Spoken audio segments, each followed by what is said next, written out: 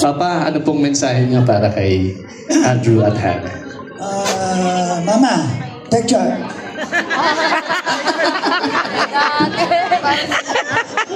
Ay, lagi na lang ako.